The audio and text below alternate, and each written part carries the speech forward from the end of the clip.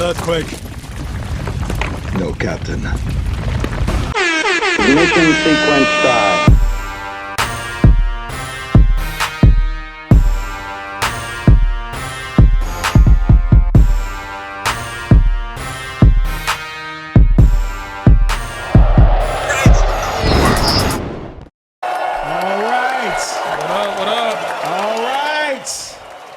We are back. We have returned like the Anunnaki. We are back. We return like your boy who was on the cross. We are back. We have returned like...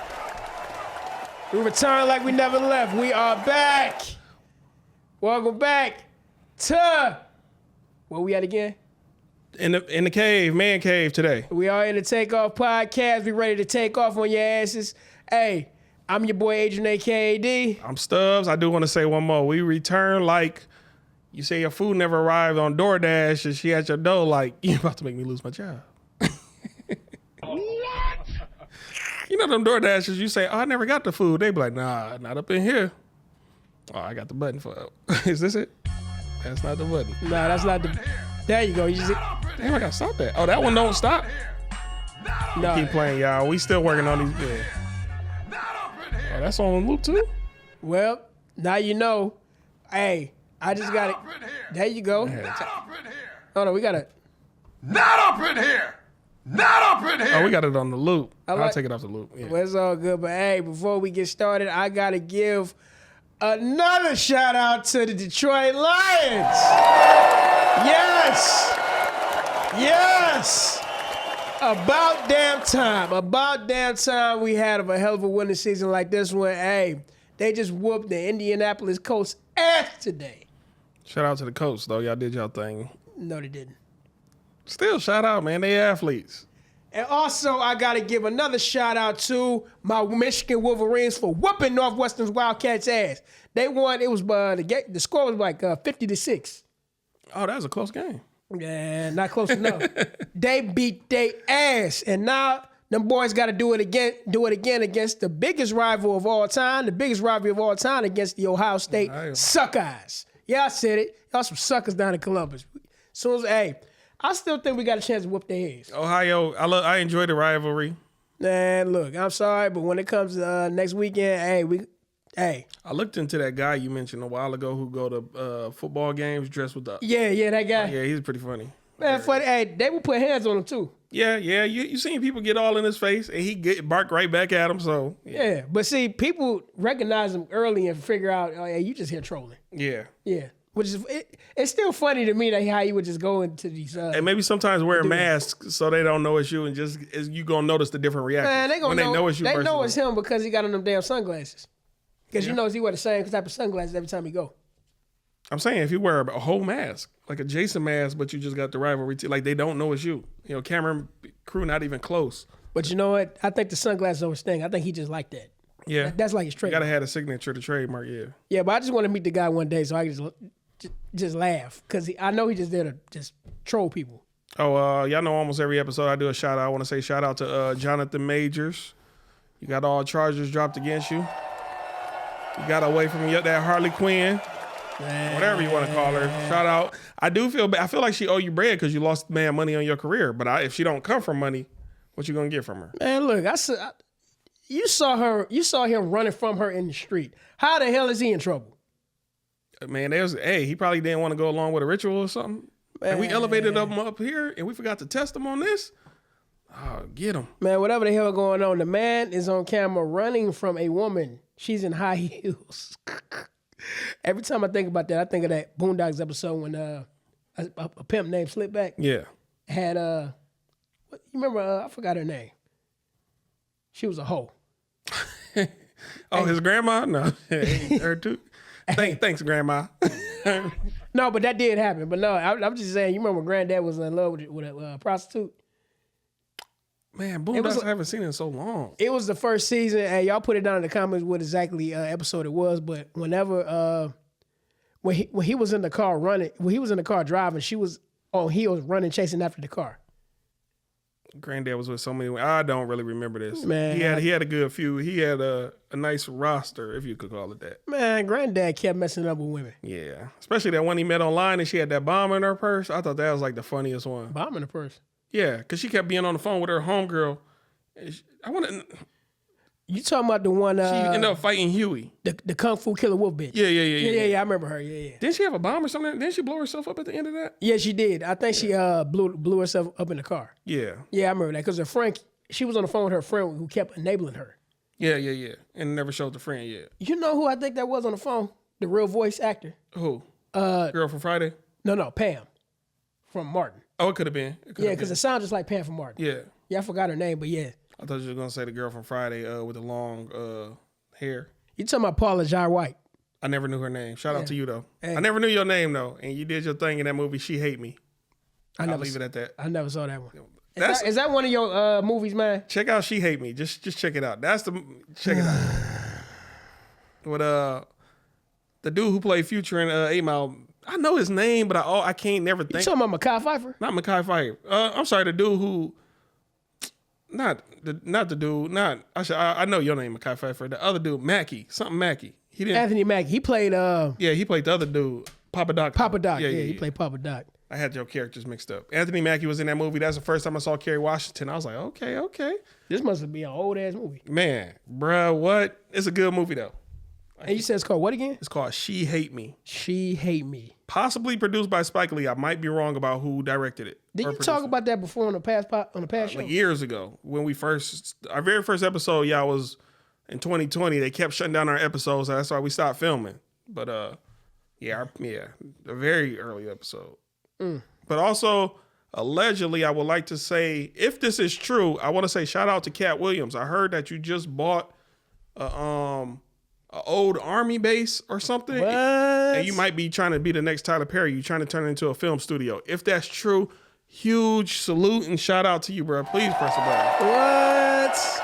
About damn time. Cat Williams. About damn time. I know Cat. Comedians make money, but golly, you bought a what? Damn time. All right, so it look like he about to start doing his own thing when it comes to the producing and everything. Yeah, shout out. And again, somebody get his back. We need that brother in Hollywood. Well, I would say it is, coming from somebody who was an Emmy Award winner, I mean, I can see good things coming from Cat. For what? What did he win the Emmy? I don't know. Was it for that episode of Atlanta? I can't tell you. Okay. I can't tell you, but I know he was walking down the street with an Emmy award. And possibly My Wife and Kids, because years ago on My Wife and Kids, he did his thing on that show. He did. You talking about he was dancing? Yeah. Yeah, he was. And he was a rap battler. Yeah, I remember that. Yeah, he was dancing against Damon Wayans in there. Yeah. I remember that. Also, too, when it comes to TV shows, I heard it through the grapevine that Snowfall, they're doing a spinoff of Snowfall. What? I got to hear more about who all going to be I think they said the person who played Franklin, he's going to make a cameo in there. Okay. Yeah. Well, okay.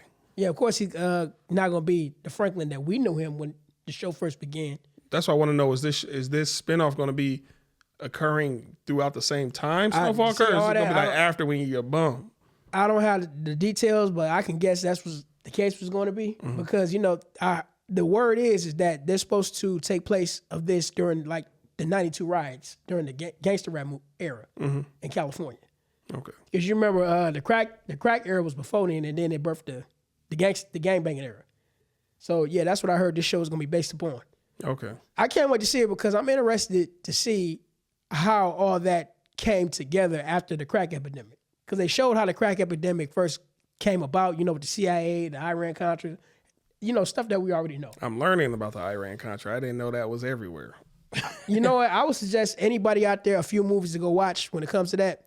One movie is called American Made by, who was in there was Tom Cruise. They showed... Oh, I remember that movie. Yeah, he is a pilot. He was a pilot, but also it was alleged to be that movie got Harvey Weinstein in trouble because he wasn't supposed to make that movie. Oh, they took him out at the end of that movie too. Tom Cruise character, yeah. Yeah, because it was based off a true story. Yeah. The character name was Barry Seal. Yep, you're right. Yeah, he was a Marine Corps pilot at one time. He then flew commercial, and then he got, he got into that world. Hey, another good movie to check out in I'm gonna call it the dope culture or drug narcotics culture movie. Don't say BMF. No, I was gonna say Blow. You remember Blow? Boston With Johnny Depp? Boston George. Yeah. That's a classic right there. I love that. First time I seen it, because I don't watch previews. I usually just pop a movie in and watch it. I watched it like, what the heck am I watching? Like, you did your thing, Johnny. You know, the real, I think the real Boston George is still alive. Because he did an interview on Vlad TV one time. Okay. I remember that. Yeah, Boston George. You know, one of the coldest scenes ever in any narcotics movie? Tony Montana with that helicopter scene. I had a feeling you was getting ready That to say helicopter scene, bro. I was a kid. You talking about when he hung yeah. Omar Suarez? Yeah, but you know what? I realized I don't want to give too much of the game away. I do realize why a lot of people set examples as soon as you meet them. Like, if this is my first time meeting Adrian, I'm going to set up a scenario so he can know who I am or what I'm capable of. Not saying I'm nervous about him or paranoid, but you need to know who I am. So I notice in a lot of narcotics movies, y'all always set scenarios. That could have all been fake. But notice Tony wasn't scared. Yeah. Because I actually recently watched Scarface over again. And, you know, yeah, he did set an example right in front of him. Mm-hmm. You know what I mean? But yeah, you're absolutely right. That's exactly how I go in that type of world. And what happened to him at the end of the movie. Tony Montana. Oh, yeah. I'm thinking of the other guy. Like, what happened to him? But speaking of Scarface, Mm-hmm. one of my favorite games is Scarface, The World Is Yours. Games? Yeah, they made the video game. Yeah, you remember they made a Scarface I never game. played it. Man, that game was cold. I wish they would remake it. What system did it come out on? Came on PS2, and Xbox. See, I didn't get into PlayStation until like 4 dropped. Yeah. That's when I started. This is back. I was a PlayStation hater, y'all, and that's the only system I rock with now. Even though I'm too grown for that Xbox, PlayStation, but yeah, back then it was a war. Choose your side. Where that button at? Hold on. Yeah. He's looking Hey, for niggas get shot every day, B. Call of Duty. But Call of Duty always been around, I would say, but Yeah. but if it weren't for Black Ops, Black Ops took it to another level. Took it to another. And on top of that, the world was missing a good first person shooter because Halo was done, Gears of War was done. There was definitely no Perfect Dark or GoldenEye. But you had Grand Theft Auto. No, I'm talking about first person shooters for real though. You don't think Grand Theft Auto was a first person It's shooter? everything. That game is everything. It's third person, first person. You in a car. That game is everything. Well, that's the only thing that's the only game I could see that could be competing with that. I know you had Rainbow Six, but that was too complicated. Rainbow Six, that's what y'all did wrong. Y'all button sequences was way too complicated. I said the same thing, but Rainbow Six actually was supposed to be for PC. I could see it. Yeah, for but PC. it is probably one of the better. If there are competitions, I can see y'all being a competition game, like tournaments and stuff. Yeah, but I remember back in the day. You remember back in the day they used to have the Medal of Honor. That sounds familiar. I think the best Medal of Honor I played was Frontline. That was during the World War II era. I hate World War II based games. I just don't. Why not? Like it. I don't know. It's just like I don't want to pick up no old gun with a Look, man. Beretta on the not a Beretta. What is them things called on the end of the gun with a knife? It's Look, I disagree with what this bayonet. man's saying because them Call of Duty Bayonet. games was cold. Even that Call of Duty World War II. I didn't play it solely because of World War II. Unless you're gonna be bringing in the technology that the Nazis was working on. Yeah, I don't know if we can say that word on here, but if you could bring in the technology that they is allegedly working on, then it'd be a fun game. How dare you? The Bell of Death. Anybody do your research on World War II and a lot of stuff the Nazis was working on. They had like a bell that could allegedly levitate and kill you. They was interested in Antarctica and a bunch of let me say this it's controversial. We might be wrong about Hitler. Maybe they're telling us. Maybe our schools.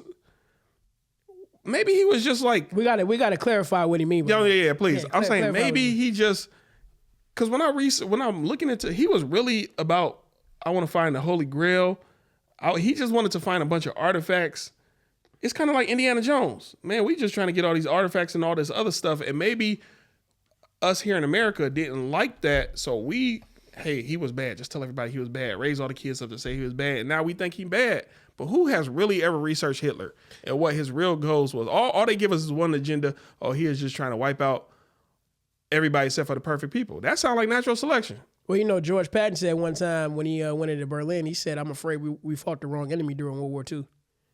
And also, who was he? Soviet Union? No, George Patton, General George Patton of the U.S. Army. It wasn't clicking. They called him Old Blood and Guts. But let me rewind the video games back for a minute. Do you remember that one video game? It was about the Nazis. I don't know if we're supposed to say this. Whatever.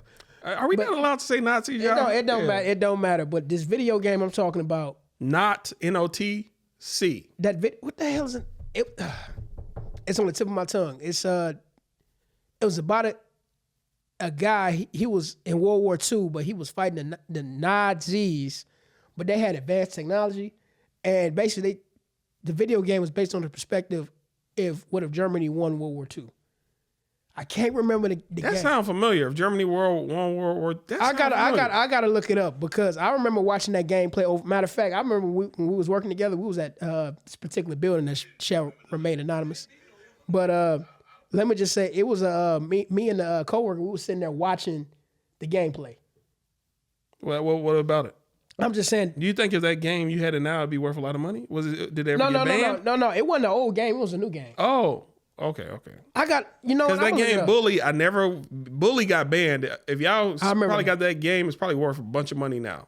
I remember Bully. You talking about Bully, bro? I remember I tried to buy it the day it got banned. It was like, nope, can't sell it. I was like, I gave homie that look. Come on, bro. I got an extra 10, 20 for you. What we doing here? I could tell he wanted to take it, but his manager was like, you know what? The game is called Wolfenstein. Wolfenstein. Yeah, right here. See, screenshot that and send it to me. Right here. It's actually a cold game because it made Wolfenstein 1 and 2. Okay. It's a cold game because it's literally crazy because they showed how Germany came to America and changed things up. Mm-hmm. And this wasn't during the 40s. This was like during the 60s, the 70s, all them times. Okay. Anybody out there that know that game, Wolfenstein, y'all know that game was not only that, but they show how they advanced the space program and stuff like that. And actually got hold to these things that were claimed to be that the Nazis was trying to get at. It was called Wolfenstein. Definitely check that out. Okay. But yeah, you might have to text it to me. I'm going to forget that name by the end of this episode. I got a long day today, y'all. Yeah, Wolfenstein. But and I'm glad we're back. We're shooting this particular episode because a lot has went down. We're less than about a week away from Thanksgiving, and we all know our boy in office. JB. Brandon, as a lot of people may refer him as. He is starting a whole bunch of mess out there. I don't know. Well, he gave Ukraine the okay to, use U.S. missiles to launch in the Russian airspace. Now, why would you do that? Why would you do that? Right when you know that Trump is getting ready to go into office. Are you being a hater, Joe? That kind of sounds like a hater move to me. Is that, or it's a lapse of judgment from something mental going on? I didn't just say that, y'all. But even if that's the case, how come they don't have somebody to take his place? No comment on that. But there's a lot of theories out there to say what's the real reason behind that. Because if you know somebody about to take your job, you want them to mess up. You want them to be in a worse predicament, so they want you back. Not saying he can't come back, he done, but... Not necessarily that, but to not have that person into that office. Because, if that happens and in that particular situation escalates, there's certain things that could be passed for him not to get in office. Yeah. You know what I mean? It could be that play. That's what a lot of people are alleged to believe was going to happen. I definitely agree with that.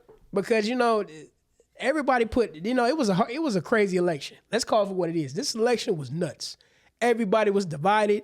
These crazy ass campaign kept running 24/7. Everybody kept getting text messages, calls, all that crazy flyers. Everybody was kung fu fighting. I had to say it. I had to. How dare you? It was a perfect time joke, kind of. But yeah. It was.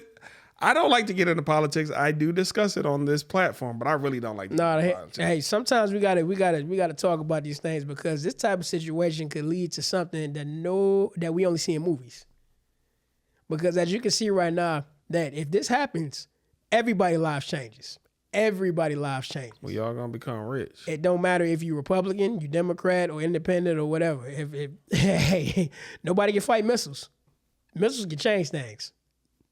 They go kaboom on your ass. Pause. But I'm Boom, seeing you back to the world like Doom. So I mean, That makes sense.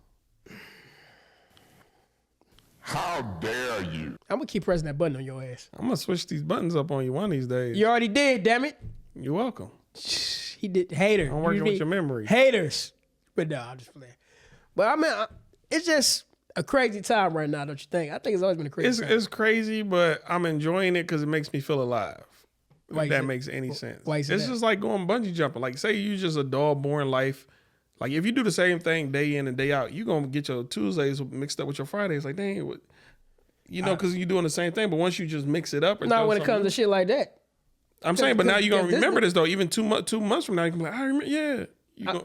I mean, because It's a hallmark in your mind. the way I'm looking at it right now is that if it does escalate, days like today, we're going to miss it.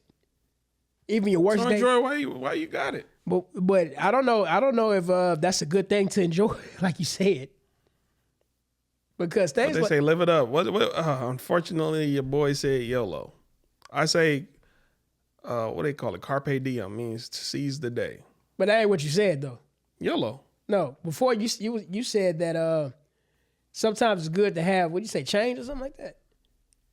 I probably said that. I freestyle my words, but I don't be remembering what I said. Yeah, there ain't nothing good about that type of change. Because the thing about you're change, right. the thing about change I want to say, change could be either good or bad. The preppers will be happy. They just imagine a prepper going 30, 50 years and they don't never get to use all that stuff they've been stacking. Man, I don't think so because preppers don't want things to change. I mean, yeah, they're preparing for the worst, but Yeah. nobody really wants Okay, to. then I might be wrong. And nobody really wants to see doom. Because, all right, let me just say If we this. don't want to see it, why do we allow it for others though? Because we know some stuff is going on in the Middle East and other places throughout the world. We just sitting here. They ain't us though, so keep chilling. I agree. You know, you're absolutely right. Some things you can't control, but for other things you can't. Sometimes if you really look at the, I'll say it. Sometimes when you look at this lovely country, you realize we live in the eye of the storm. Let's just speak on a tornado. America is calm, it's peaceful, it's beautiful in the eye of the storm. But everywhere we move around and go, we cause chaos and destruction. Says who? It might be peaceful in some Says places. the people who read and do their research and critical thinkers. It might be peaceful in some places, but not everywhere. Man, everybody don't. And what about some of the hoods all across the country or some of these trailer parks? It ain't always peaceful there. What if you got a neighbor where you got a neighbor? You are right, but I'm just talking about who we are I'm talking about who America is to the rest of the world. You're right, we got our own issues going on within the eye of the storm, but it's not in comparison as to what we do or inflict on the outside of the eye of the storm. But no, you can't necessarily say that because look at France. It's peaceful over there. As far as Well, we know. they also got as far a as we storm know. too. They also got the calmness and the chaos. As far as we know, I'll just say that. Look at Canada. Look at other places. Canada is tied into Look at England. to England, You know what I mean? the Queen. You know, see, the places I'm naming out, there's a reason why I name out these places because these places do not have the same laws that we have. Like, case in example, to carry a gun. You know what I mean? You see, America was birthed in the Wild Wild West. You know what I mean? Yeah.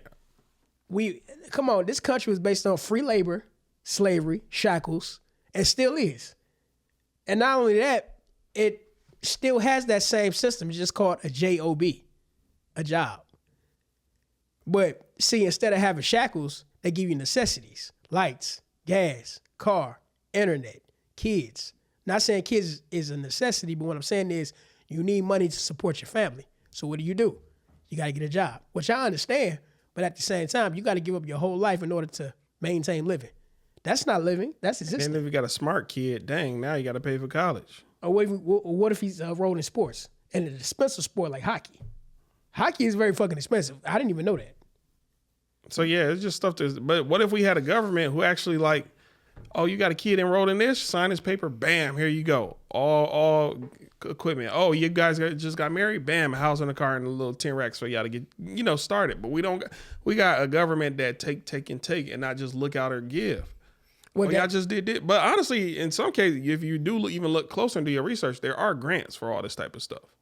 Well, so it's a lot going on that we know about that a lot of y'all may not know about it. We're not just going to up and tell. Well, we actually told you before. We just told y'all a few things. We don't tell y'all much. No, we told them before back when we had Stephen Card on the show. Yeah. And we will have y'all back. Yeah. Hopefully. I mean, the information is out there. It's just the problem is a lot of people are so programmed not to believe it. Yeah. You know what I mean? I told somebody the world was flat and they called me crazy. That was a bad example. Or was it? What this button do? We eat ribs and whatnot. I had to play that at least one time. Sure. Go ahead. Go every episode. Hey, that's... But back to the conversation at hand, I mean, when we want to your original question, to your original statement, talking about America is the calm before the storm, in some cases that is true. Mm-hmm. I will say that. But what was the calm before the storm before the Civil War? The Revolutionary War. Things like that. Because chaos has happened and still is happening on this so-called soil. Oh, it was definitely not no calmness back then. It was too much going on. This was right after the Great Reset. That at that time. Yeah. Because, I'm glad you brought that up. Thank you. Now, we want to talk about the Great Reset, but notice that this so-called Great Reset that's coming or that's already here, this is not the first Great Reset. Mm-hmm. There are plenty other Great Resets that happened before this. Like what I just mentioned. And pretty much the New Deal. Look into the New Deal as well, and then find out what the deal was before the New Deal. But look what happened during that time, World War II. Yeah, that was the cause of the Great Reset. And what happened before then? The stock market crashed in the 1920s. Yes, another Great Reset. They didn't really crash though. You also have to do your research on that because allegedly, we just gonna call it Black America had money. We wasn't really part of none of that. That was white America. You talking about places like Black Wall Street? Yeah. We in several places throughout America, we had money. We had banks. We had a bunch of other stuff going on, but our money we put all our money in certain banking institutions, and people like I don't want to blank on the name. I want to say people like Frederick Douglass got in the Freeman Bank, and funded the money, funded the money out. All our money and our wealth, you funded it out, left us high and dry. I want to say it was Frederick Douglass. Hopefully it was the Freeman Bank. Yeah, so hopefully I think. But yeah, just do y'all research because we don't know what we talking about. Or do we? Just do y'all research though. Well, of course, you got the haters, with y'all fuck asses. I like haters though, man. I be reading. Now you like haters, huh? Because I read I read y'all comments. I read y'all comments. Yes, hey, we got him. We got him. Shout out to the haters. We love you haters, man. Y'all are welcome here anytime, day or night. Because guess what? You don't direct nothing in here. Yeah. We gonna whoop y'all in a game of basketball and then serve y'all some pancakes. You haters. Hey, that's still funny every time I watch that. Oh yeah. That shit is that whole show is funny. But you know what? I want to touch on the topic that you would back to what we were just saying. Go for it. Video games? No, I'm joking. Well, we were talking about the Great Reset and all this stuff going on, especially with the Freeman Bank. Now, right now, part of the Great Reset, in my opinion, is that we are in a time right now where anything goes. I don't think there's ever been a time that anything hasn't been that way. But what I'm saying is that right now, people are going through a lot of things like massive layoffs. Mm-hmm. They're going through things like, you can't find a job. Because I know a couple people right now that are very qualified to have a job, but they can't find one. They're saying they're hiring, but they're not hiring. And, it's so close during the holiday season, people can't afford nothing, this, that, and the other. And I'm going to keep it 100 with you. I saw a recruiter online, a job recruiter, saying that a lot of these jobs are just filler jobs. They're just applications out there, but they don't plan to hire anybody right now. Just because you might get hired don't mean you're going to get hired right now. You might get hired later on down the line. But the point is, that's just one job out of many people who needs one. So where I'm going with this, I'm going to just say this. The issue at hand is that a lot of these jobs that were here today, they're not coming back. They're not coming back at all. And if you think that these people can't give a fuck about you, they actually don't. Because what's going to happen next is this. AI is coming. AI is already here. And what AI is going to do, they're going to put you out of a job. So one of two things is going to have to happen. One is UBI. universal basic income. And another one, and another one, I don't agree with it. Go ahead. and another one, and another one. Something that they always do. You ever heard of something Henry Kissinger wrote called bottom feeders? No. Bottom feeders is basically people who are just existing. They're here, and they don't have no productivity. We don't have... How is that not part of basic income? This is what I'm saying. The whole premise of this is, what can we do with you next? Experiment on you. That's dangerous talk, because what's next to do? We got to get rid of you. Yeah, you become... When you're what's the difference between a liability and asset? Once you become business minded, one of them you're gonna drop. COVID. Well, hey, we We don't got to get rid of you. we don't War. need you. You're not necessary. Goodbye. You're dead weight. Like I said before, didn't Biden give the okay to shoot that missile into Russia? Yeah, War. That's another way to get rid of people. man. But as far as the universal basic income, or what that's what it's called, universal basic. Yeah, UBI. Yeah. You don't want to rely on the government, y'all. Be independent. Of course, it's more work, but at the end of the day, what will it do? Make you stronger. For those of you who play sports, every time your coach punished you, wasn't it to better you? Look at, give me 5 more laps. Give me push-ups. Give me this. Give me that. Now you're stronger for the sport you're trying to play. So that's what I'm saying. Rely on yourself. But when you rely on the government, how was I trying to bring these 2 points together? Give me I don't know where. Oh my goodness, I just lost it. Do your best. Yeah, but anyways, when you rely on the government, you become weak because it's just, just give me this money, then I'll just allocate it over here, put it over there, pay my bills, pay this, that, and you get lazier and lazier over time. But when you rely on yourself, you have to be your own motivation to get up, till the land or whatever you got to do. You become your own driving force. You become more independent and motivated, thus stronger. So rely on the coach within to push you to do better. I don't know. I want to decide together better. Yeah, I completely. I remember one of my college professors said this a long time ago, and it stuck with me to this day. He said back in the day, they can go out and get a job. Today, from here on in, you got to create one. And he don't know how right he was, because that was back some years ago. Yeah. Years ago when he said that. It's like he knew it was coming. He knew this was going to happen before it happened, because even during the time I was in college, subconsciously he was telling everybody, you don't need this shit. And if you want to really create a job, have a kid. That's going to be your job. If you understand the connection in that. Where's my button at? What? I like the back in the day when you used to just hit random buttons. Now you be all studying. I needed to say this right now. Hey, niggas get shot every day, B. So you used to just hit random. Damn it! You changed, man. I don't know, man. Who is this new? Damn it! Who is this new guy? God damn it! I'm broke as a joke. God damn it! You're a genius. That comes from Forrest Gump. If y'all don't know, that's Forrest Gump. Every time I'm next to this God guy. damn it! You're a genius. When you were growing up, people said that to you a lot, didn't they? That I'm a genius? No. God damn it! Yeah, they did call me a genius. Yeah. No. God damn it! They said that a lot to you when you. Nah, I ain't hear that. People don't cuss around me. When you got reverence and respect, people know how to talk around you. You know, goddamn way. I'm nice to people, thus they're nice to me. Oh, shout out to the episode we just dropped with Lita Davis. I like the way it turned out. Definitely want to have her back on the show and several of our other guests. Most definitely. You're all welcome to return. And I'm glad it was a perfect time, because that was a birthday too. Yeah. That was a birthday. So Shout out. yeah, we got a few other people we got to have back on the show. Actually, there's a few other people we plan on having on the show too. Yeah. And if y'all ever want to be on an episode, we based out of Pennsylvania, so all Pennsylvania locals, just hit us up. Man, we in space. We in the shuttle. Yeah. We're not in Pennsylvania. Man, we in the shuttle. forget. Hey. God damn it! Go Lions from Pennsylvania. Any other topic? Oh, yeah, but yeah, Cat Williams, though, man, I want to spend a little bit more time on you, man. Shout out to you. I hope you Tyler Perry, the one thing I've always felt you do wrong is you don't accept scripts. You try to write everything, but like have a, to a degree, monopoly of the new up-and-coming writers and, directors and stuff. Like, come be a 1-2 year contract. Get your skills up, learn some stuff. Bam, seeing you off, and then they might come back and partner with when did he about his compound. We talking about Cat Williams? Yeah, Cat Williams.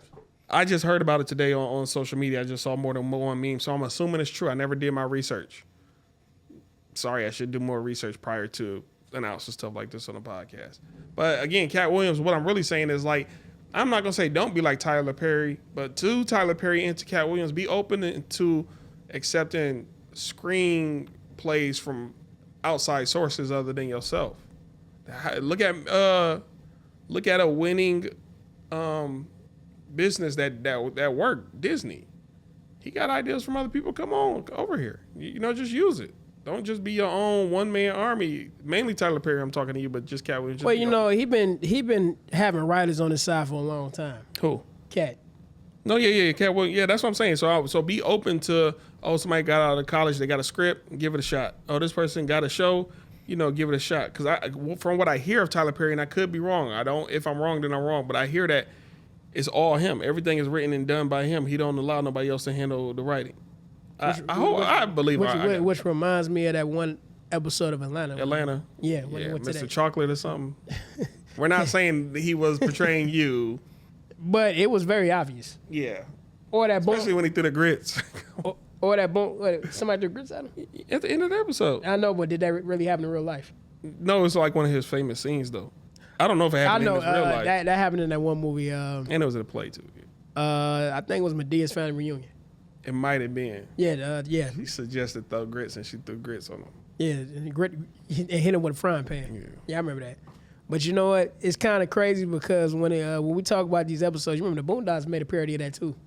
Oh yeah. That episode in the BET episode is why Aaron McGruder was hated.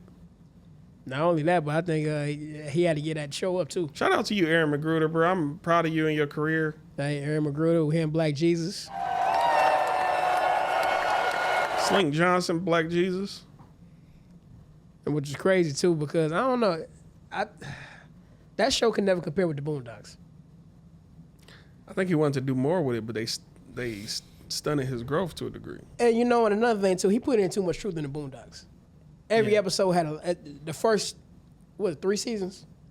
That last season was ass. The first 2 or 3 was his, yeah. Yeah, that last season was garbage. I mean, we ain't gonna talk about that, but yeah, he put in too much damn truth in the episode, especially the story of Catcher Freeman.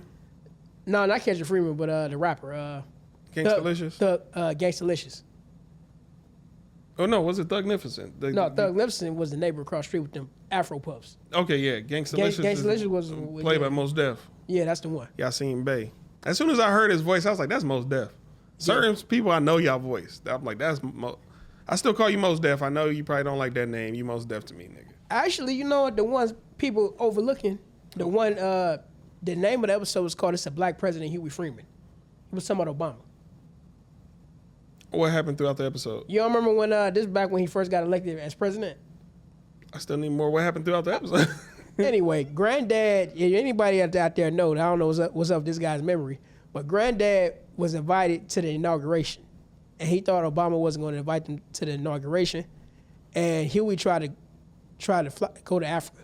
It's basically when they had that one German dude do a documentary of the Freeman family. I'm not recalling this episode. I know I've seen it though. Yeah, he was doing a documentary on the Freeman family about how it feels to have a black president in office, and they were just showing Tom Dubois. They were showing Uncle Ruckus, all them, everybody interviewing themselves about Obama being in office. I can't believe you don't remember that one. The funny humor and stuff stands out more to me. I know that was probably an episode with a bunch of messages, but it did, especially in the beginning, because when Granddad was in the beginning, it went over a lot of people's heads. This was basically when Huey was not happy about Obama being in office, because if you notice in the beginning of that episode, Granddad said, "I don't know what's wrong with that boy. He always talking about the beer the bag group and all that stuff. I don't care about none of that stuff. All I care about is hope and change." But notice what he said. He said he messed up that word on purpose. The Bilderberg Group. That's not how you pronounce it. It's called the Bilderberg Group. Go look it up. That's all I gotta say.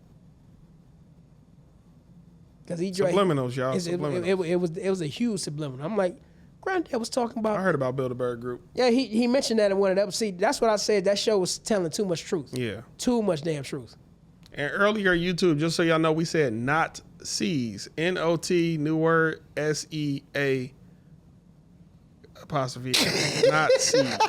We are on land, not C's. I was going to spell C's the other way, bro. Don't think I didn't know how to spell C's, bro. Don't do that. Don't do that. It is not C's. We don't want y'all to. Oh, man. Oh, I can man. spell. Hey. You can laugh. I can spell, too. Give me a word. Purple? Oh, what that do? Patrice O'Neal say? Restaurant? Man, give me another word, man. Hey, you didn't. How'd you do in spelling bees in school? I did pretty good. Yeah. I got all A's. I knew what I was spelling, not C's. You had like a dyslexia, like. No, I was very good at spelling. Man. I just never wanted to do spelling bees. I don't want to learn words. And then now look at me learning Look words. at you now. What? So I'm saying, look at me now learning words, reading words every day. Bro, what the? I got a dictionary next to my bed. Just let me learn 5 words, try to use them throughout the day. I just don't talk to enough people to use these words. Or a lot of people I talk to, I got to dumb it down. No, I'm joking. That's all I can really say at this point.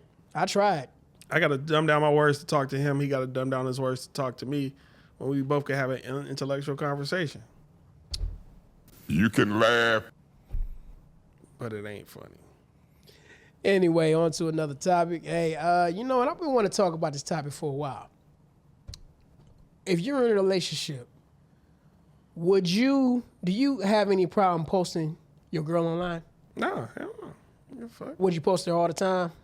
I don't care. Like, yeah. I mean, yes, I will post her as much as she wants to be posted. I'm not a show off. Look, here she is. Look, I don't do that. Honestly, I don't even really care for social media. If anything, my girl gonna be posting. Why do you think people hold it to be a big deal when they don't post this so-called person they in a relationship with online? Some of it is insecurities. You don't want nobody to try to snatch your spouse. And sometimes it's... No. What I'm saying is a lot of people... Well, I ain't going to say women because men do it too. A lot of people get mad when you don't post them online. Like, hey, this is my girl. Hey, this is my man. You know, stuff like that. I think that's insecurity still. So you don't think that people who don't post themselves online, post their significant others online, is insecure? Hey, answer the question one more time. I want to make sure I'm understanding. Okay, say that you in a relationship and you don't post your girl online on your personal Facebook, Instagram, whatever, and she's mad that you don't do it. Oh, no, I would do it. Yeah. If you want me to, yeah. But why you think that's a big deal for certain type of people to have their picture of themselves posted on your social media? They want to make sure they being claimed. You know how many dudes out here got women thinking they in relationships with them? Mm-hmm. But I had a few homeboys back in the day who was like that. Yeah, she think I'm her man. Bro, you do everything but I never asked her to be my girl. And they based it all off of, did I truly ever ask you to be my girl? But y'all do everything a couple would do. It don't matter. They just try to justify why they can cheat and be out here. I'm like, bro, just acknowledge the terrible nigga in you. Just, yeah, nigga, I be out here hitting them all. Just, no, why you think the reason women don't do it? They don't post, again, probably the same thing. I may not get as much likes and attention if everybody know I got a man. Because there are a lot of respectful men and women out here. Oh, you got a spouse? Fall back. I'm not even going to like your picture. But then you got them savages. I don't care. I'm going to send you a like. I'm going to hop in your DMs. If you respond, that says a lot about your relationships and the weaknesses of your relationships. Anybody who claim to be with somebody should not be giving up nothing sexual to nobody. I ain't going to say don't talk to people. You could talk. Like, some people be like, don't even talk to nobody if you my girl. Bruh, let your girl talk. But even though some dudes know how to weasel their way into their ears than their legs. I'm going to be 100% honest with you. I don't think that none of that shit is important. I really don't, because I just look at it like this. The more you expose, now I don't mind, here and there, you posting who you with. That's cool. But people who gotta be who feel the need to be plastered online about what y'all doing, where y'all going, this, that, and the other, that can also be looked at as an insecure thing, because the more people that know about your business and what you got going on, here come all the haters. Yeah. Because you got a lot of people that it's a lot of people out there that don't like to see happy people together and will do all they can to pull people apart. So the more and more you post your pictures or your experiences online, y'all happy, y'all smiling, it's a lot of people that really wants to take him or her away from you just so they can see if they can take them or they can experience the same thing that you're experiencing with the other person. Or they also become jealous and envious, like because their own spouse not doing the same. It's several things. When you post, That's what I'm saying. all them 100 likes ain't really 100 likes when people like your picture. It's you don't know what true feelings is behind that. Them the only two options: like it or dislike it. Just imagine if Facebook and everything else had 10 options: like it, hate it, feel indifferent about it. It makes me uneasy. Makes me, it's just gonna be a wide range. But they simplify it, which I do kind of appreciate. But yeah, but that's what I'm saying. Like this whole social media thing goes too far sometimes. Because what happened to privacy? Because you don't want everybody to know what the hell going on with y'all too. And that's another thing too. Say you mad at this person, depending on how you or the person that you with are, they might go online and start telling everybody what's the problem that's going on in your relationship. Don't do that, people. I'm so thankful in my life, all the women I dealt with, I never had to experience not even half or less than half of what all these other people had to experience. I don't never bash any of my exes because they was all good people. I don't never had nobody like really get down on me, do me dirty, give me STDs, all this other stuff. So I can't relate to a lot of people out here when they be complaining about their wives and all this other stuff. But see, that go back to what I was talking about. That go back to the game. I mean, all this social media thing, you ain't doing enough more. You just doing it for attention. It's pretty much it. But see, I'm the type of person where certain things should be left in private. It's not people business to know everything I'm doing with who I'm with.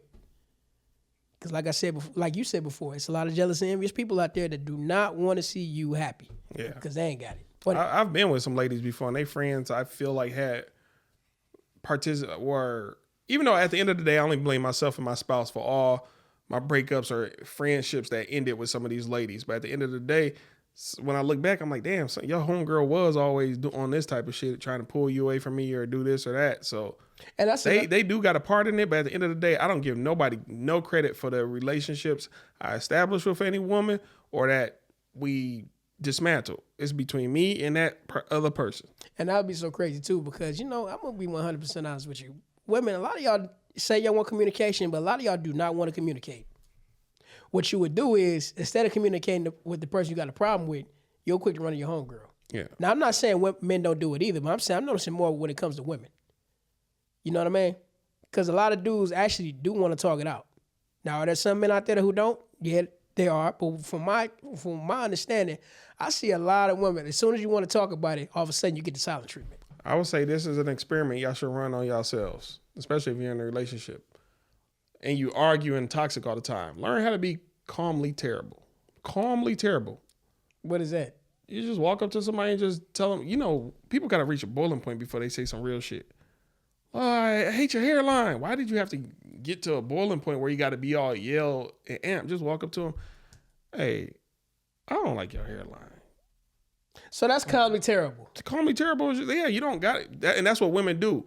They hold stuff in, they pin it up, they wait for weeks and months to get real mad, and then they sometimes are I'm trying to cause an argument. Some women will cause an argument. You ever be in a relationship with somebody and they cause arguments? It ain't the relationship is perfectly good, but you want to be in an argument. Calmly, I'm still not understanding what that means.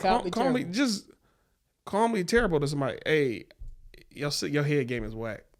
Hey, you can't cook as good as my mom. Calmly terrible. It's an experiment. Run it on yourselves, especially for, again, this is mainly an experiment for those toxic couples who always arguing and yelling.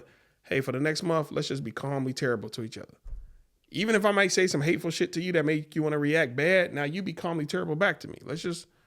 I'm just trying to deflate the arguments. Let's be calmly terrible. Again, I ran experiments on my. I thought that was called passive aggressive. You could call it. I call it calmly terrible. It might be passive aggressive. I never researched that word. I hear it all the time. Calmly terrible. I got a lot of theories and other stuff in my head that I didn't know already exist. On the inside, you feeling like that. Nah, when you call me terrible, stuff starts to roll off. Like, man, I could take this. You ever just have somebody argue with you, and you just looking at them like, man, I see you doing the most, but I could take this up several notches. I don't think you can be calm and terrible at the same time. Calmly terrible. Ain't that an oxymoron? No, it's not. It's not. Look at the bad guy in most movies. They could be sitting there talking to you. Meanwhile, somebody, you remember Snowfall? You remember Man and what's the name? Went to go meet DeAndre Bonds. Man, and what's the name? Went to go meet DeAndre Bonds, and then he was like, "Y'all hear that? Y'all hear that?" Then he went in the back room and just started beating up somebody. Then he came back out. Ain't nothing calm about that. It's calmly like I'm trying to do. Every time I introduce you to, I'm just saying when you be. This is all I'm saying. I said respectfully disrespectful. You don't understand that. I really don't understand. You don't understand calmly terrible. It's sorry. like every time I just think of something, you don't. You got to experience. We got different minds. Maybe that's what it is. Yeah. I mean, because hey. Okay, I'm just saying. Next time you got a girl doing the most, trying to charge you up and get you to argue with her. No, go ahead. Even mushing a girl is calmly terrible. What? A mush, a girl always Byron. That's like that's calmly terrible. That's calmly terrible. Hey, if you agree with what this man saying, that's calmly terrible. Put it in the comments below because I'm having a hard time understanding can't think of anybody, what the hell he talking about. Anybody right who now. understands what I'm talking about right now, yeah, tell us a better calmly terrible. I'm sorry, I'm having a bad moment right now at explaining it, but just I'm gonna mention it again. See, I don't mean this in a way that a lot of Narcissistic. I'm sorry, I don't understand what the fuck. It's just calmly terrible. I don't understand. There's a lot of women who would be like, I don't like your mother. Not up in here. Not up in here. What? Okay, hold on. Wait a minute. Now, let me just bring this into the picture. Now, do you think a better way to do that is to be funny with the truth? Funny with the truth? Like, oh yeah. That's me all day. Yeah, I'm just saying because instead of being what you may call this calmly terrible, maybe you should joke around with what I'm really trying to say. Humor to it. What I'm really trying to say is explore yourself, explore other options and ways to do things, say things, or even view things. Somebody could tell you something, and you only see it from one perspective your whole life. Okay, now see it from a 45-degree angle, from an auxiliary view, from a top view, from a right view, from a 30-degree angle, from obtuse angle. See it from all acute angle even. See it from so many perspectives and then be like, oh, that's going to bring you to a calm state. Like, oh, I only saw it from this view where I was mad at you, but now that I see it from this perspective, you maybe didn't mean it for me to get angry at you. I'm tired of let me just say this. Now, it might be some truth to what he's saying. Maybe he explaining it a little off. But, if it's in that particular type of situation, I mean, the best thing to do from my point of view, maybe pull that person over to the side. Like, hey, I want to be honest with you and don't take this the wrong way. Then you start explaining everything you have a problem with. Maybe that might be what you're talking about. So you feel like before people are calmly terrible, they have to, have to prep them. Hey, man, I'm about to tell you some real stuff. Now, would that be better? It would be better, but okay, you would be better. But that's all. I'm just let me brief you first. Let me prepare you or debrief you first. Yeah, it's like just throwing somebody in a intervention versus, hey, we're about to walk through this door and have an intervention about you. Or you could just do it like this, like what I was told. Like maybe let's say your woman or whatever said a joke, and you don't have a come back for a pause. You'd be like, it's cuter when you don't talk. Can I say this? I'm sorry, we got to get off topic a little bit.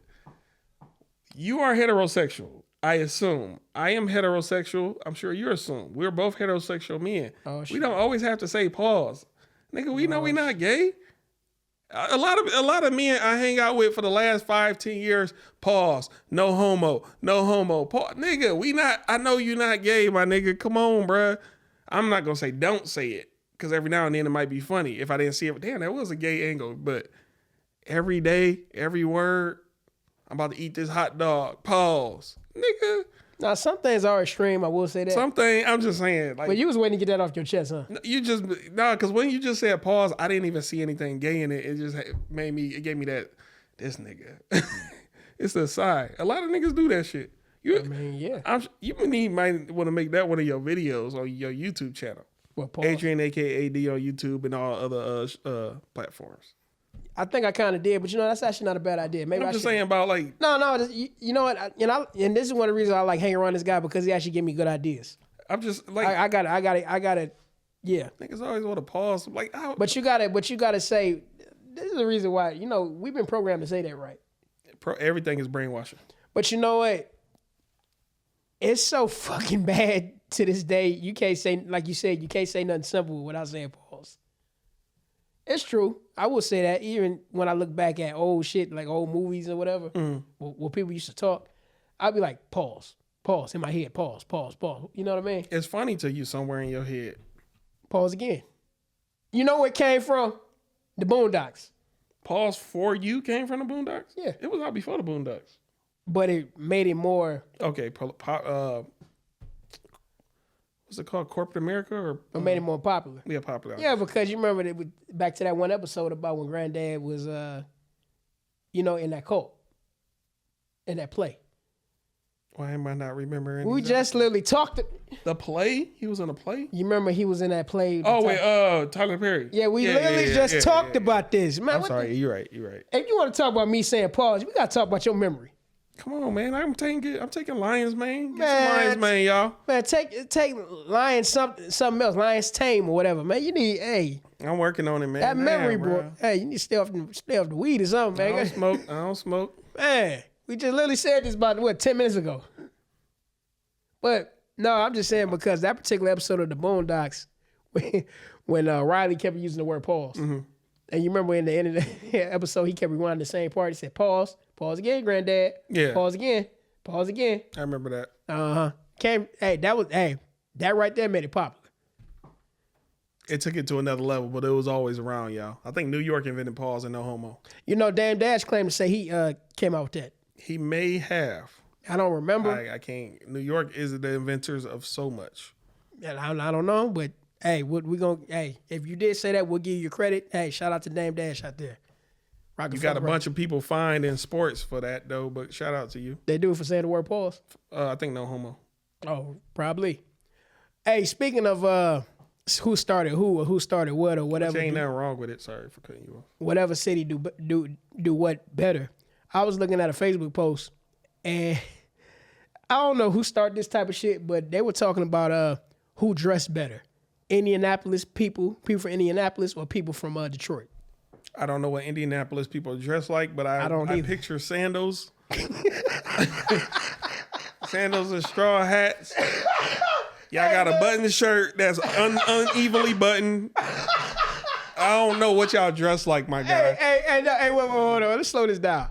Why did you think of that when you know what? That sounds like slavery. You know why? Because once you said Indianapolis, I did think somewhere warmer and closer to the equator, which it is from Michigan, but it also is very still cold. Pretty much their seasons is our seasons. So I do take back the sandals though. He said sandals. But what is y'all, farmland? Y'all fur coats be cow material and shit. Fur coats be black and white. Hey, no. What do y'all got? What do y'all do? What did y'all invent? Have you ever We invented so many cultures. We invented house music and so much other stuff. We had Motown. Indianapolis, if y'all want to do this. And dubstep. And dubs. I'm saying Indianapolis, if y'all want to do this, Detroit versus everybody starting off with Indianapolis, what y'all got? Who y'all know? I never thought I'd see the day you get fired of. I'm saying no. Who famous from where y'all at? Mike Epps. Come on, man. We ain't doing that. Shout out to you, Mike Epps. Yeah. But who else, though? I can't think of nobody else. I'm just playing. I don't know. I'm not really I was going to say, competitive person. Have you ever been to Indianapolis? I've been, yeah. Naptown? Yeah. I was there for the Indy 500 trying to get a job. How was it? Like, what was the culture like? Man, bro, I stayed at the worst hotel because every hotel was booked. And I just didn't want to sleep in that car. What? I rented a real small car that was good on gas because I just had to get to a job interview. And they was like, yeah, Indy 500 in town. I'm sorry, sold out. I ended up staying at a horrible hotel. I'm talking about when I pulled up, people was out front arguing. Oh, shit. Cops was there. You was at a motel. A motel. That was a motel. I remember the cops was arresting this lady because she was hooking up with a married man. I guess the wife showed up and beat her up. Oh, wow.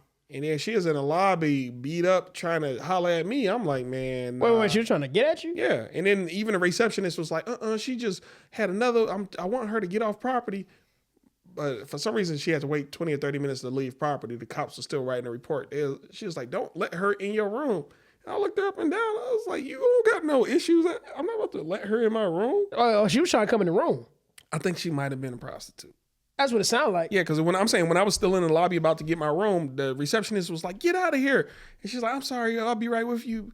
And she just kept cussing her out. And she's like, you're wrong. You shouldn't be sleeping with other dudes' husbands and this and that. Wow. And then that lady kept trying to talk to me. It was a wild scenario, bro. Well. We eat ribs and then when I opened up the door to the man, bro, that room looked like it had bed bugs and roaches. Surprisingly, it didn't have either. But when I opened up that door, I was so disappointed. But I needed to stretch out. Sometimes I can sleep in cars. Sometimes I can't. That was one of them nights I needed to be stretched out. Would you say that was your worst motel experience ever? No. That was even worse than that. Man, I had one experience. No, this was actually a hotel. This was like a Comfort Inn or something. Mm-hmm. I was staying there for like 2 or 3 days. And then, long story short, I had this girl I was chilling with at the time come through. For some reason, the door didn't lock or didn't latch when we closed it. And when we started doing the a guy just opened the door. He looked for like 2 seconds. My fault, y'all. And then closed the door. What was he from? I don't know what's worse. Why the door wasn't I think locked? he was just at the wrong door. But he just walked in like, my fault, y'all. And then closed the door. And we both was just stopped. And I was like, I thought you locked the door. She was like, I thought you locked the door. And we just paused. And then, Oh, it don't sound like he was at the wrong damn. No, that was my room. I know, but it don't sound like he was just made a mistake. I'm just saying. I'm just personally saying. I feel like I got several more hotel stories. I got one. You know what? There's several hotels around here, y'all, that got 2-way mirrors. When you put your finger up to a mirror, and you see the other somebody. if you see a little space between your fingertip and the other fingertip, it's a real mirror. If your finger is touching your reflection with no space in between, that's a 2-way mirror. I do that test almost at every hotel room. It's a lot of 2-way mirrors here in the city. Also, too, what a lot of people don't know, not only in hotel rooms, also in Airbnbs, people got hidden cameras. Yeah. That are disguised as maybe smoke detectors, lights, you name it. Southfield Road is a store called Spy Ops, SPY space OPS, Spy Ops. He got like one of them things you can put your eye in and you just look around. You can see the camera lenses. Mm-hmm. I think it costs like $130, $150. That's a wise investment to make. A wise investment. I bought myself one before I went to the DR and a few other places. Did you find any? No, I didn't find any. But you got some creepy ass people who gonna put up a secret camera in your room. Yeah. You're in there showering, going to the bathroom, doing the do, and you got somebody in there watching you. It's an evil world we live in. Shout out to Spy Ops. Also, if y'all making movies, if y'all into the movie industry, they also rent out a bunch of stuff for movies, all the way down to cop cars and police uniforms and fire. Oh, it's like that. Man, bruh, Spy Ops, bruh. That dude is so cool. The dude with the glasses who know his man. I can't remember his name, but he a real cool older dude. He kind of give me the vibes of John Goodman. He come off like a John Goodman, like if he was cool with John Goodman. Or one of them guys. What I assume he is in person. But I gotta make my way up there. Make sure y'all make your way up there to Spy Ops. Yeah. Spy Ops. And right across from there in the little plaza, they got like a little pancake spot, another store that be up there. I can't think of the name of it. You know, I will say this, when it comes to hotel room experiences, I remember the worst one I had, it was like back, it was back freshman year of college. I wasn't living on campus. Me and this girl doing the do. Mm-hmm. We went to this crazy ass motel. And the only reason why we went there because all the hotels around the area was booked up because the Tigers was playing in the World Series. This is back during that time. And the only it was a motel right there on the corners, right there on in Dearborn, Michigan Avenue. This is the same year the Pistons won? No. This was when the Tigers was at the World Series, or in the playoffs at least. Can't remember what year. I remember one year the Pistons won, the same year the Tigers won, I want to say. I was just wondering. Okay. I can't remember. But all I know is we couldn't find a room. Everything was booked up. We went to this janky-ass motel. I should have known not to go in this damn place because as soon as we walked in the lobby, we seen two women with short-ass dresses on with no shoes on. And it was winter. What hotel? This was around here? At a motel. No, this was like, you know where it is. Over there by where that drive-in movie was. Oh, on Fort World in Wyoming? Yeah, over there. It's like right across the street from I don't know much about that area other than the movie theaters. I cannot forget it, but I would There's probably lot lizards. We need to talk about. We need to get some truckers on here. I love lot lizard stories. But people, I went into that hotel room and I saw it looked like they just got finished fighting. The two girls? Yeah. Possibly. Man, I'm like, not like they just got finished fighting. No shoes on, short ass dresses. If you know, you know. They were out there selling. It was out there in the distribution of Pootie Tang. And when we got in that, and when we got our room key, we went in there. We looked around. This looked like a scene from the first 48. I'm like, hell no, we ain't doing it in here. We getting the fuck home. We getting the hell up out of here. I mean, the table was knocked over. The room looked real janky. I'm like, no, we out of here. Ain't no fucking way we doing this. I wish I don't like rooms like that, bro. Me neither. I feel like that's automatic. I feel like as soon as you take a picture of a roach, they got to give you a full refund. Man, that room looked like somebody just got killed in there. Like somebody just got finished doing a deal in there. Oh man, I don't mess with stuff like that. Me neither. Man. Never did it since. That was during my stupid years. That was a good question though. Wild experiences and with hotel. Because I'll be honest, I don't really bring women to my house no more.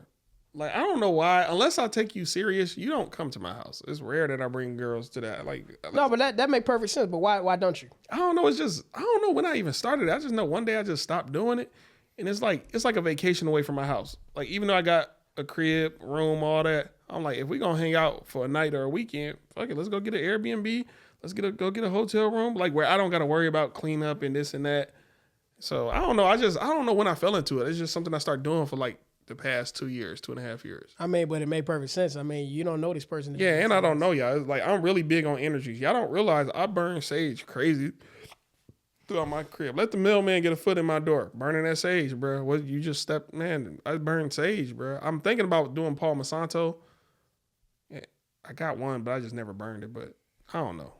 Just watch who you have up in your crib because, you know, one of the biggest things I noticed, like when you have people in your house, they not knowing who they are, they could be casing what you got. Yeah, that too. All of a sudden, when you're not home, you know, somebody got a footprint against your door, knocking your door down, and all of a sudden they're in there turning shit over. One of my homegirls, I was just giving her friend a ride yesterday. I've only known her for 3 days, and now my car got a weird smell and energy to it. Oh, wow. Man. What it smell like?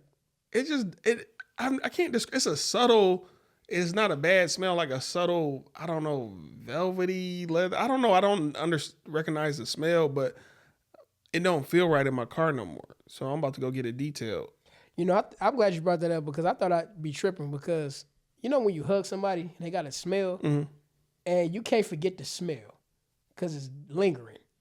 Man, you know what I hate doing? What's that? I hate shaking people's hands. Like, you ever shake somebody's hand and their hand is sweaty? Now all day you doing like, or you ever shake somebody's hand and you immediately like, damn, I want to go wash my hands now. Has that happened to you? Oh, yeah. I look mad. I like dapping people up. A head nod or a dap, bro. Or do one of these. Or elbow. I faked it. Hey, man, my hand's dirty. You know, a politician be like, mine too, man. Bruh, I don't want to shake your fucking... I would say this. You'd be surprised on how many people don't wash their hands. Bruh, I've witnessed that this month. Before this month, I haven't seen it in 3 years, but this month, I went into the bathroom. A dude walked straight out the stall, pulled his pants up, zipped up, and walked out. That's the worst thing. I don't enjoy seeing that. And that's my second time in life seeing it. It happened 3 years ago. The first time I seen it, and it's a dude I know on a regular. I'm like, this nigga is nasty. This nigga, what? And he a popular dude. He was like tall, like 6'4", 6'5", popular with the ladies. Nice smile. And I'm like, this nigga walk out of bed. I ain't tell nobody. This is my first time telling this nigga walk straight out. We eat ribs and whatnot. Roll buddy. That nigga nasty, bro. So I don't touch people's hands, bro. Like, a lot of people, when you really start paying attention, like, damn, you don't touch people for real. Nah. And you know what? That goes to potlucks too. I remember back in one of my old jobs, I was talking to this lady, and this is directed to the women out there. I asked her, hey, you can participate in this year's potluck? She said, no, I'm not. She's cool older lady. She said, I asked her, why not? He said, look, I've been in the bathroom with most of these women. You'll be surprised how many of these women go to the bathroom and don't wash their hands. I can believe it. Sugar, spice, and everything nice, my ass. I can believe it. And on top of that too, I'll give you another one. I remember one time, well, at my, you can say my current job. Another woman told me, you'd be surprised how fucked up that woman's bathroom is compared to men. Now I know we can fuck up a bathroom. Yeah. We get that. They probably leave. Hey, so you know what I'm talking about. I was gonna say they probably leave cherry juice on the toilet stool. Hey, bruh, I'm telling you, I heard some sick ass shit that be going on in women's bathrooms. I'm like, wow. And on top, they not like us. We can stand up and do our business. They got to sit down. Hey, you know what happened to me one time in the bathroom? A stud came in the bathroom. How we get on this topic? A stud came. If we talking about bathroom stories, I had a stud come in the bathroom, and it was like, where was I at? What? I remember the bathroom. I can't remember where I was, but I remember it was all races in there. I remember it was all race. We was just in there, and then she came in. Yeah, I'm a lady, but what up though? She came in like, I need y'all to know I'm in here. She came in, and then you don't get the hell out this damn bathroom. And then she stood up and peed too. I don't know how. I didn't look over, but it was clearly a stud dressed like a man and everything. What up, y'all? One of y'all. I am a lady, but why you gotta just come in and quietly? Nobody probably would have looked twice. If you don't get the hell out this damn bathroom, man, we got tampons in there for y'all. Hey, I ain't pressed it all show. If you don't get that bullshit out of my face, bitch. Just imagine that. And this was so crazy about today's time because that has happened before. Just imagine you as a man going into going into your own bathroom and see a stud walking in, do-rag, Timberland boots, sagging ass pants, hoodie, got the nerve to go in there and say, I'm one of y'all, and stand there right in the stall next to you. I thought it was a social experiment. To this day, it still might be. It might have been a hidden camera to see people gauge our reaction. Now I remember that. Now let's flip it. Let's flip it on that. What if it was the other way around? Unfortunately, that has happened. Men go into women's bathrooms now, but most of them are dressed like. I'm not saying no man who knows he's a man and just walks in. But no, they can hit him with this. I identify myself as a woman. True, but look at what happened. If you identify yourself as a woman, remember we talked about prisons a long time ago. It was males. All you had to do was say you was a transsexual. They'll transfer you into a woman's prison, and then that same man they transferred was sexually SAN women and got some of them pregnant. Yeah. Them babies belong to the state now. If the man, that's the state baby. If I was one of them women, I ain't approving none of this. It's the evil world we live in. That's all I gotta say. But no. You ain't getting off the hook that easy. What's one of your wild bathroom stories? I don't even feel comfortable with the way he asked that question. Pause. I just said I don't like pause, but pause. I don't know if I feel comfortable with that one. You don't got no wild stuff you experienced in the bathroom? Unisex bathroom? I've been in unisex bathrooms. A woman walk, hey, I'm in here. Actually, I got a funny. It wasn't nothing weird. It was just funny as hell. What? Hey, white people, nothing against y'all, but y'all some funny ass people. All right, I'm at work, and in the bathroom, they don't put paper towels in the bathroom. Once they run out, it take them like 4 hours to replace the paper towel. So, older white dude walk in, he wash his hands, and right there, no paper towel. He press the thing. He said, well, that's just great. Could you believe it? Turned to me, could you believe that shit? Ain't no paper towel in the goddamn bathroom. So he got so mad he walked off. I was in the bathroom for like 2 minutes laughing loud as hell. Like, I never seen nobody get that mad because they didn't have no paper towel in the bathroom. You know what? I prefer paper towel versus the air that blow on you. Yeah, you talk about the little... Man, that shit. No, it was just fun because he... Could you believe it? Like, that's just great. Dry off on your thighs or something like that. Could you believe... Hey, turn to me. Could you believe that shit? I'm like, man, Frank, buddy. Calm your ass down. What if before he left out, he'd be like, this is why America's going under. Hey, I hate when people say stuff. It almost sounded like he was getting ready to go there. This is what's wrong with America. That's the problem in this damn place. They don't know how to handle shit right. I'm like, man, look. If you don't get that bullshit out of my face, bitch. Calm your ass down. It's just paper towel. They got it everywhere. But to be fair, they don't replace the paper towel in the bathrooms. Yeah. I'll just be fair with that. I remember one time I went to a gas station bathroom and they actually had hot water. I was so surprised because that's a rare experience. Yeah, that is rare. You guys got hot. It was hot. It was boiling hot though. Oh, it was. It was. But you just add the cold to balance it out. But yeah, that man. So you want to get to these questions? Yeah, we get to the questions. I've been writing a few. All right. Well, let's play that theme music. Yo, y'all know what we pulling, and I'm off beat. Man, you going to a rap battle? Oh yeah, shout out to neighborhood rap battle league here in Detroit. I'm going to y'all event today. Right. Shout out to all the leagues, all the local leagues, JBR, Bar Wars, Alpha League, several leagues in the city and outside of the city. You got Bloody Scene in Flint, Scheme Street. I ain't heard of y'all in a minute. Mike Murderers. Y'all something else now. I think y'all call something else out in Pontiac. Shout out to all of y'all though. Even the leagues I'm not even thinking of. All right. Got my question. Should I go first or you go first? I'll go. I ain't even read mine. Go ahead. You got it. Have you ever talked somebody out of doing something stupid? Yeah, a robbery. Well, no, I don't know if they did it or not, but I know that's like one of the last times I ever seen them. Man, because they tried to get me along with it. I'm like, no, I'm good. Yeah, of course I have. You. Not just playing. Ouch. I'm just joshing, but nah. I talk somebody out of quitting a particular type of job because they didn't want to work. You know, it wasn't because they want to start a business. Now that I can understand, but the person needs the job really bad. So I taught them how to, hey, just stay, stack your money, you know, stuff like that. And I'm pretty sure there's a lot of other things that I have talked people out of doing. I just can't think of any right now. But yeah, that's one main thing that I talk somebody out of doing. Oh yeah, I also talk somebody out of moving out of town with somebody because the story was very, very fucked up. How, you know, the circumstances. Mm-hmm. And I talked them out of not going.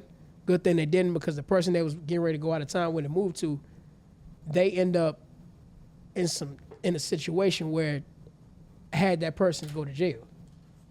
I said to myself, so if you would have followed that person out there with them, y'all couldn't have paid your bills, you would have been evicted, and you would have been asked out. You'd have been begging people, give me money to get me back home. Right. So, yeah. I want to come back home. What was your question again, if you don't mind? Have you ever talked somebody out of doing something stupid? Yes. I remember one time I had this homeboy, bro. I'm like, bro, your girl is not the one. It is like, again, I do like to have respect for people's relationships. Maybe I don't see something you don't see, but I knew it. I'm like, bro, I remember, and I'm sorry I was wrong for this, but I was young. I remember I was like, man, she a bitch. Like, I called his girl a bitch. when I was young, like, this is somebody's girl. You don't call nobody girl a bitch. She must have been very fucked up. She was just, she did nothing wrong that I knew in the moment, but I felt it. And time proved I was 100% right. I felt it. Like, this girl even tried to holler at me when they broke up. Damn. I was like, bro, she not the one, bro. She is like, I just felt it. I'm like, bro, this is not it. I don't know why I do that a lot. Sometimes I just got to get around somebody's spouse. And actually, that didn't answer your question. But first, I do want to say, all I got to do is get around somebody's spouse, and I can just tell if, like, y'all going to make it or do good or it's be interesting. But sometimes when I'm wrong, I actually try not to say nothing at all. But this feeling was so strong, I was like, I got to say something. But, you know, sometimes the problem is you can give them some good advice, and the question is, will they listen? No. But, no, I did. Technically, I can't say I tried to talk him out of it, so he went through with it. So that's not a real talking out of. Now that I'm thinking about that, maybe I shouldn't have just told that story. But, so that was the case that he didn't listen. Oh yeah, he didn't. No, he rocked with her. Oh, I mean, she is straight though. You're a young man and you got somebody that looks straight. You gonna do what you? Hey man, I don't care what y'all talking about. Happens to the best. You throw these in the pot. Happens to the best of us. What was yours?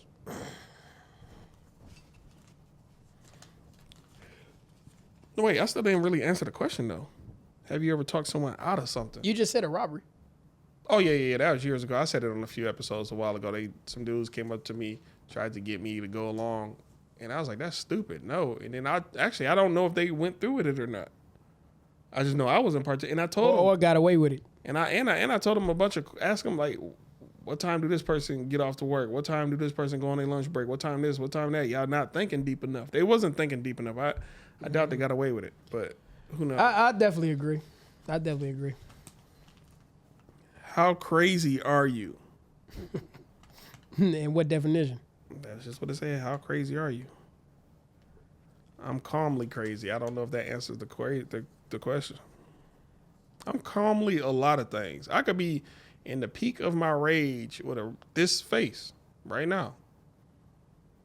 So I feel like you shouldn't. Everything is poker. Life, you got to have a poker face in life, which sometimes I'm really bad at it. Sometimes I'm just so happy and zealous and ecstatic that I can't not show my expressions, how I really feel. I personally think living in this life, you got to be some level of crazy. Yeah, you do though. Everything is crazy, but our crazy is conditioned. You know what? I would say this about me. I have crazy moments. I will definitely say that. But it's like one of them situations. Don't push me. You know what I mean? Don't push me. Because if you push the wrong button, ain't no telling what's going to happen. Just saying. I'm just saying. Hey, finish the quote, y'all. I ain't a killer, but don't push me. Revenge is like the sweetest joy next to getting. Well, I think we all got that type of threshold. Like, look, if you keep on keeping on, you're gonna F around and find out. And some people need to F around and find out because they never had that lesson taught to them before. I think everybody needs their ass whooped once in life. I said that before. So it's just one of them things, man. You just gotta understand. Like, look, you keep on going out here messing with people, which I keep telling y'all not to do. Messing with these nice people. You keep fucking with these people, boy. They gonna show you a lesson that you probably can't walk away from. So you better just mind your business and keep it pushing. And oh yeah, We eat ribs and whatnot. yeah. Go You want get to pull another question, or are you good? You got time? Yeah, I got time. What time is it? 5:45. Yeah, I got time. I'll be slightly late. All right. Well, let's one more time. Yeah. What? We pull the questions. Something rhyme with questions. No, I don't want this purple one. I don't even know what to say, though. Shit, what 'Cause I rhymes? just put a purple one in there, so I don't want that to be it. What rhymes with questions? Indigestion, protection, reflections, Suggestion. Conception. We at the Westin. These are my confessions. The Jeopardy contestants. Now I need to go to that rap battle. You want to show Telling you, man. them how it's done. They're going to bar you to death. What makes you cringe? Good question. That sound when the fork was on a plate. And you remember that Jim Carrey movie? I think something to do with Pet Detective. Ace Ventura. Yeah. Man, bruh, I hated that sound even before that movie. And when he did it, bro, I was like, if that's a cringe, man, bruh. Well, people don't get the message about certain things. Well, let's just say they do something awkward, and it changed the energy of the setting, and they don't know that they did something awkward, but they keep doing that same thing. You ever had a ghetto friend and they just like do something that embarrassed you? Was that cringeworthy?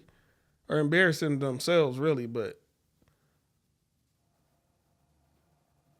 does that make sense? I'm quite sure I had one. It don't stand out in your mind. Yeah, I can't think of any right now. I'm quite sure that has that. What about you? Yeah. I remember one time when clubbing with some friends. Actually, this happened on 2 separate occasions. When clubbing with some friends, they start stealing the shot things. Like you order shots and then you just take. I definitely. I think that's not a black thing, because I was literally just about to say that might be a black thing, but I thought about it's not. But stop doing that. Like, I'm one of them people. I'm civilized, so when I hang around you, be civilized. Don't be ghetto around me. But sometimes I think, is that the energy I put off so people feel they gotta be? You ever just hang around your street friends? You ever hang out around your boy and then he introduce you to his street friends, but he start talking different? What up, homie? I'm like, bruh. So I feel like, damn, is that the energy I emit? People feel like they gotta act a certain way around me, because I don't do that shit. I have had a situation where people go into a place and they start talking loud, bringing all type of unnecessary attention. Yeah, stuff like that. And I had y'all know y'all had people around you that do shit like that, or want to go Dutch, or want to skip out on the bill. Yeah, I hate people that do shit like that. I had that happen like once. This dude invited me and a few other people out on a business meeting. And then he was like, "Man, we should just all skip out on this bill." I was like, "Bro, you not while I'm here with you." And then I had one time with a homeboy. This dude did skip out on the bill, and I didn't know it. I thought he just left early. And then we was all sitting there. I was like, "Damn, what's the name go? Is he coming back?" He was like, "Man, that nigga left." I'm like, what? But they let us slide with just paying our meals. Because I guess they was able to peep like he is I'm like, man, bro, I don't hang out with that dude to this day, bro. You know you're wrong for that. I hate people who do shit like that. You know you're wrong for that. And my question says, what is a fear that you will never overcome?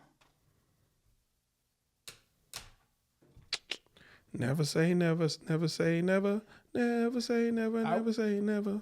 Yeah, I wouldn't say never, because you can overcome almost any fear. Now, if it's a fear that I wouldn't try to overcome, I would say this. It's a video of this dude who jumped off cliffs into water. This dude deep diving. That I would never do. Now, if I have to do it, I might think about it, you know what I mean? But that's something nah, not for fun. Because he literally go to cliffs, deep, cliffs, as long as there's water there, he'll dive into it. I don't know if that could be me. That's not my thing. I can't do it. I don't want to do it.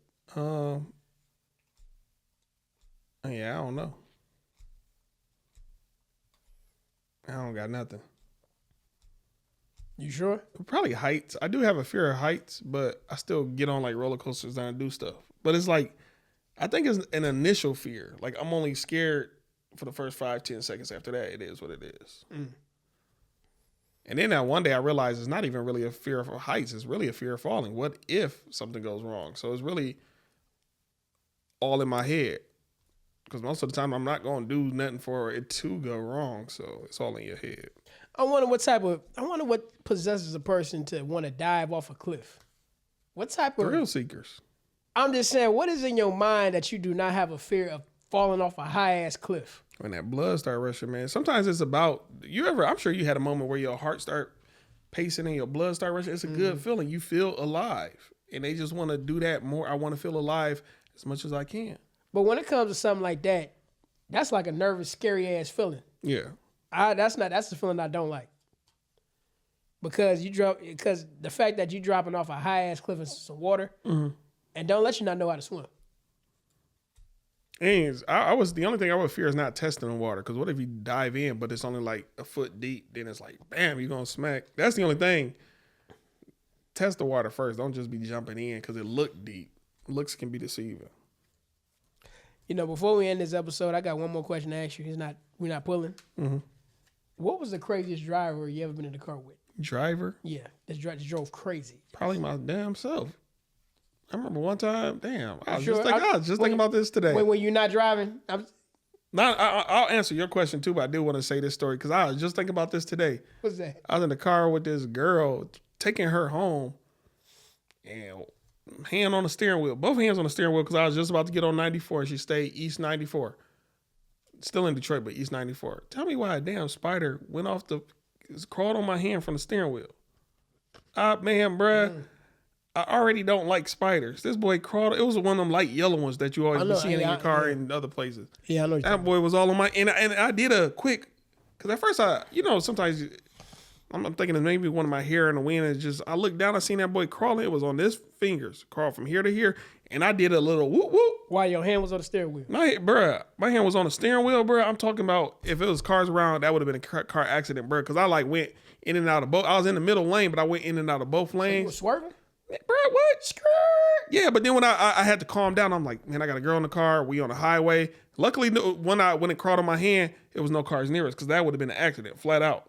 I was in the middle lane, then I did veer off into the left, and then went all the way back into the right lane because I was just like, what the? And then I caught myself, and I was like, yo, you got to get the spider off me. You got to get the spider off me. She's like, Bruh, she backed all the way up to the window. To the door. She was like, and I'm just driving while this boy just crawled along, and then it went back on the steering wheel, and we immediately got off, because we got on somewhere like 94 in downtown area, probably 94 in Gratiot, but then we got off like 94 in probably Connors or something, that street before Connors, and I stopped at a gas station, and we was looking all over for the spider. It just vanished. And I'm like, ain't no way it vanished. Like this I don't know, but that boy vanished. And I remember the very next day I bought one of them, the bug bombs. Like I remember once I got to work, I let off the bug bomb in my car because I think it said it takes 6 to 8 hours. So then the next day, let it off in my car. Once I got to work, and then once the shift was over, it was they were gone. I ain't seen none since. But yeah, I remember that. But to answer, what was the question? You're a bad driver. The craziest driver that you was in a car with. That's known for driving crazy. I don't really know. I know my sister got a heavy foot, but that ain't that bad. No, I ain't gonna say one of my old homeboys I ain't cool with no more because he will always try to impress you. I'm like, nigga, just get us there. No, we gotta. He wanna. Yeah. Everything gotta be show off. Like, bro, I don't. Because every time you in my car, I don't do none of that shit. I'm obey all the laws. I'm not trying to. Woo woo. Every moment don't gotta be a party, my nigga. Just get us there. I'm glad you brought that up because I gotta bring up my bro. Shout out to you, bro. Hey, you know who you are. I ain't gonna say your name, but shout out to you. I told him to his face, you the craziest ass driver that I ever been in the car with. Why? Man, I got a few damn stories. I remember one time he was living out in Taylor. Now some roads out in Taylor just 2 lanes, one going this way, one going that way, and it was at night, so it wasn't hardly no lights on this particular road. Man, this is when he got his car, one of his cars. He first got it. Man, I remember when he got in the car with me, he was showing out. I'm like, this was one of them times where you had to grab the handle right here, and you right here, tooted up to the window like this. So it's funny now, but it damn sure wasn't funny when it happened because we went down this road, that Taylor Road, and he was doing like 70 in the dark. So I'm like, what the fuck you doing? Hey, man. So, man, we got all the way to the train tracks. As soon as we got to the train tracks, he hit them brakes hard as hell. Skirt! What kind of car? Like it was like Equinox. Okay. Then he gonna turn to me like 2-wheel drive, 4-wheel drive. I don't. Equinox is just typically 2. I don't know, but as soon as he hit them brakes hard as hell, skirt! He looked over at me like, "There's some good ass brakes, huh?" I'm like, "Nigga, let me out. Let me out. I'll take Uber back to my car. Let me the fuck out." Oh yeah. Let me the fuck out. Hey, what you doing that for, man? And how the police be out in Taylor, I'm surprised we got away with that.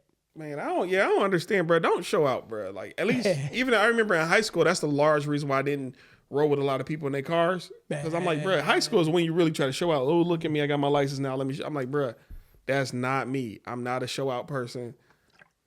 Point A to point B. We're going to have fun when we get there. Wherever we going, like, nigga, the whole day don't got to be, now we got to have fun driving. Now we got to have fun at the red light. Man, bro, no, my nigga. Chill. It ain't that. Like, move slow. Be a rabbit, be a turtle in certain scenarios. Know who to be in certain scenarios. Man. When you in anything that could possibly harm somebody or yourself, move with caution. Hey, wild times. But anyway, you got anything else you want to talk about? Anything? Nah, nothing else I want to talk about. It was good seeing y'all this week. This episode will be out on one of these days. Also, you already know who I be. Go check out my channel. We got a new video that just posted today on my channel. People who don't know how to answer simple questions directly. That's out right now. Oh, shout out to Lolita Davis. She gave me this shirt. Shout out. Shout out to her for giving OIG, let it go. Say something on the back. I can't remember at the moment. Yeah, it's on the back. Yeah, I got one too. I just don't have it on. Also, too, happy holy days for people out there. Make sure you go spend time with your peoples. One more thing. Thanksgiving alternatives for those of you who don't celebrate it. What you can do is... If you don't get that bullshit out of my face, bitch. You don't celebrate that. No, I'm playing. Don't celebrate it. I call it Happy Indigenous Memorial Day. Yes. Happy Indigenous Memorial Day to all the people, all the folks out there who celebrate that. Because I don't want to celebrate the slaughter of our people. Yeah, I said it. Our people. That's why these holidays don't feel the same no more. Hey, before we go, who are you giving thanks to? Do you do that at Thanksgiving? Who should we give thanks to? No. Well, today, do you want to do it? Who do you want to give thanks to? Or shout out to? I give a thanks to the Most High every day for keeping me out of trouble, keeping me in safekeeping, keeping me going through the struggles that I currently going through and what I came from. That's really number one. All praise go to the Most High. The Most High, no lie. Be in the sky like a piece of pie or a ribbon. What about you? Man, why you guys got to reverse questions? That was just for you, dog. All right, y'all, peace. Hey, okay, what's the question, man? What's the question? Who do you want to give thanks to? My mom, shout out to you. I bought you something. You just sent me a picture, told me you wore it today. Yep. All right, shout out to moms out there. Shout out to moms. Shout out to all my family and friends, all the new people I met this year. Shout out to every guest we had on the podcast. We probably going to try to get 1 or 2 more before the year out. Also, we got to say this. I got to give a shout out to all the people who subscribed and watch this particular channel. You could be anywhere in the world right now, but you decide to be right here with us, watching us, and hearing our craziness. Yep. So we like to thank y'all from the bottom of our hearts.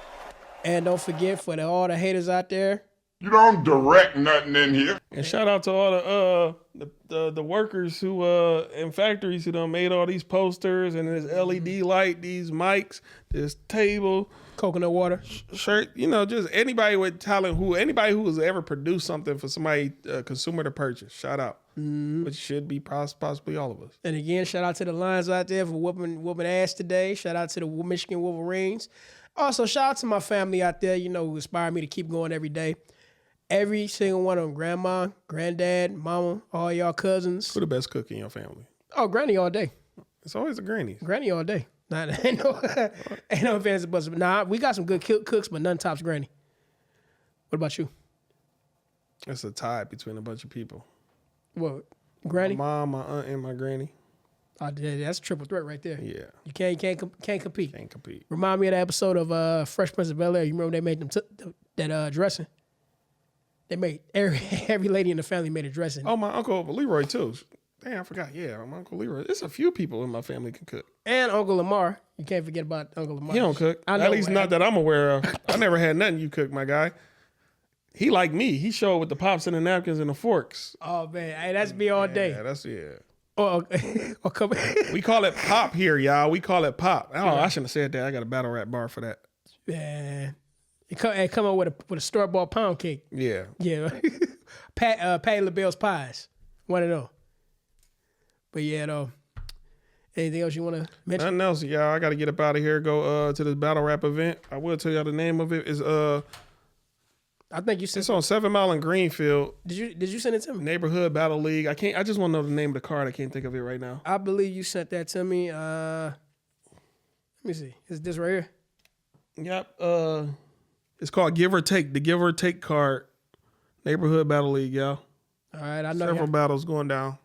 Of course, you're not gonna make it to the one today because it's already happening today. But yeah. Yeah. Okay, that wraps up today's episode. Until next time, I'm your boy Adrian, aka D. Stubbs. And damn, bro. And we out of here, bro. That timing. Peace. Peace.